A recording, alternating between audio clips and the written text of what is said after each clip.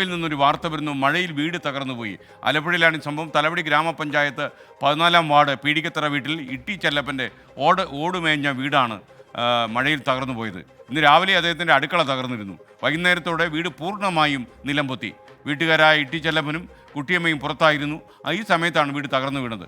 അതുകൊണ്ട് തന്നെ വൻ അപകടം ഒഴിവായി എന്ന് ഞങ്ങളുടെ ബ്യൂറോ റിപ്പോർട്ട് ചെയ്യുന്നു.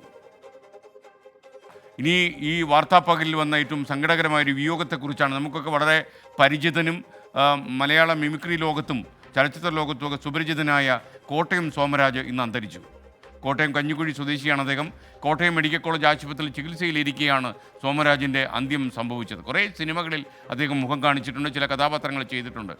ഫ്ലവേഴ്സിൻ്റെ ചില പ്രോഗ്രാമുകളിലൊക്കെ അദ്ദേഹത്തിൻ്റെ സജീവ സാന്നിധ്യം ഉണ്ടായിരുന്നു. അഞ്ചരക്കല്യാണം, കണ്ണകി, കിങ് ലയർ, ഫാൻറ്റം തുടങ്ങിയ സിനിമകളിലൊക്കെ അദ്ദേഹത്തിൻ്റെ അഭിനയം നമ്മൾ കണ്ടു. കാഥികൻ, ഒരു മിമിക്രി കലാകാരൻ, തിരക്കഥാകൃത്ത് എന്നുള്ള നിലകളിലൊക്കെ തന്നെ കോട്ടയം സോമരാജ് ശ്രദ്ധേയനായിരുന്നു. മൃതദേഹം പയ്യപ്പാടിയിലെ വീട്ടിലേക്ക് കൊണ്ടുപോകും എന്നാണ് ഇപ്പോൾ നമ്മൾ മനസ്സിലാക്കുന്നത്. എന്തായാലും കോട്ടയം സോമരാജിൻ്റെ നിര്യാണത്തിൽ നമുക്കുള്ള സങ്കടം അറിയിക്കുന്നു. ടെലിവിഷൻ പരിപാടികളിലൊക്കെ വളരെ സജീവമായിരുന്ന സോമരാജിൻ്റെ നഷ്ടം നമുക്ക് വലിയ രീതിയിൽ അനുഭവപ്പെടും. അതോടൊപ്പം മലയാള സിനിമയ്ക്കും ഒരു അടുത്ത സുഹൃത്തു കൂടിയാണ് ഇപ്പോൾ നഷ്ടപ്പെട്ടു പോയിരിക്കുന്നത്.